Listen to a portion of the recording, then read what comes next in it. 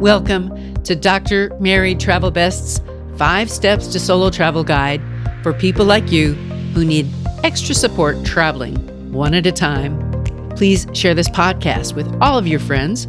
I appreciate your feedback and travel questions as I write a new workbook planner and a third book, Part C, about my 90 days around the world.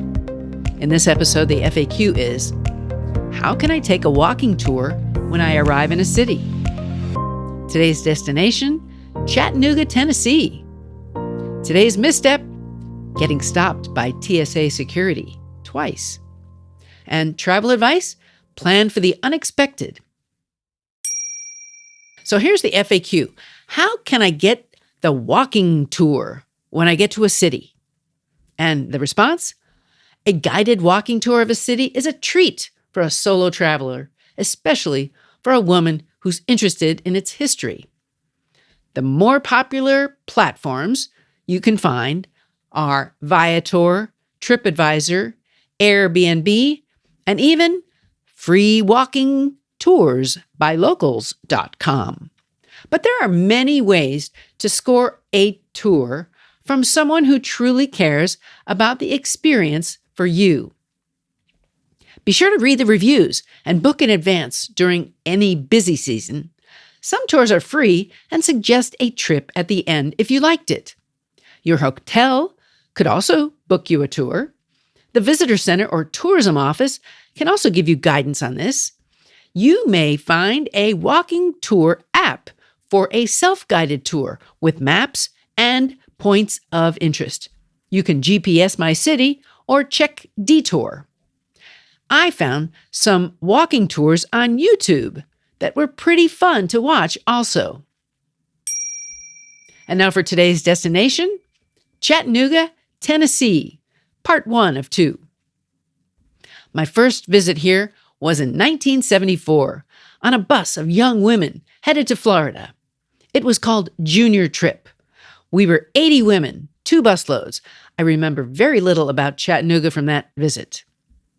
I went back to see it in 2024, and it made a more significant impression. This time, I was visiting the future Dr. Travel Best, who lives there now. We are currently working on a planner for travel guidance, so look for that in the future. Chattanooga, it's a central travel hub, especially for the railroads. A bridge crosses the railroad tracks, which are dozens of tracks wide. It may be one of the largest railroad hubs that I've ever experienced.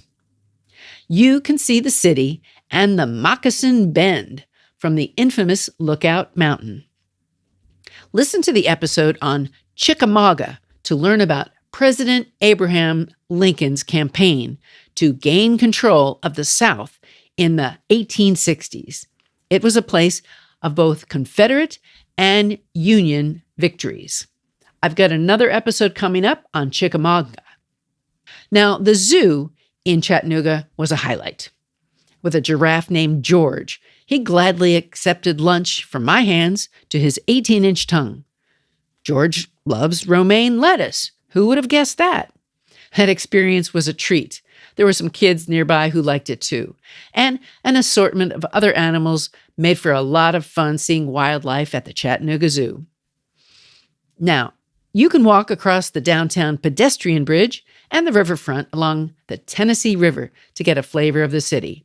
I walked that bridge at night, and it was a sparkling river with no watercraft because the weather was rainy and threatening winds. The North Shore District has trendy boutiques, galleries, and food choices. You can walk everywhere. You can also learn much about the Civil War from an organized guided walking tour of the area. I did get to see the historic train station, the Chattanooga Choo Choo. Parts of the terminal building were recently sold, so check the show notes for the latest news. I also enjoyed Ruby Falls, and I'll create a special episode about this destination soon. On my next visit, I plan to explore the Tennessee Aquarium and dive into the fascinating world of marine life at one of the top-rated aquariums in the country. They've got river otters, penguins, and lots of other Tennessee aquarium showcases. I did a few hikes on this trip, but most of the days it rained, so I will return and hike more. Chattanooga is a paradise for outdoor enthusiasts, and you can go hiking on near trails like Stringer's Ridge or Raccoon Mountain, or you could even see some rock climbers at the Tennessee Wall. Next time I come, I may also attend a performance at the Tivoli Theater. They've got shows there like concerts, Broadway shows, and ballets. And my last item is something I'm going to see again, Coolidge Park. Spend a leisurely afternoon here. It's on the riverfront. I want to have a picnic in the grass, ride the carousel, and enjoy the views. Now for today's misstep, getting stopped by TSA security. Twice. How did I know that carrying a squash in my bag would keep me from getting through security the first time? It took an extra 5 minutes to get my bag checked. And then I did it again on another trip. I brought a squash on a second trip, and the TSA stopped me for a short while. Next time, don't bring fresh squash on the trip in your carry-on. And now today's travel advice. It's short and sweet. Plan for the unexpected. There's no such thing as being fully prepared. So prepare for what could happen, and in your mind, figure out how you could deal with that. I want to bring meaning to your travels, so send me a question or a travel tip, and let's connect on any of the ways that you can, such as a website, my Facebook pages and groups, or Instagram, and all the other social channels. And of course, look on Amazon for the book series, 5 Steps to Solo Travel.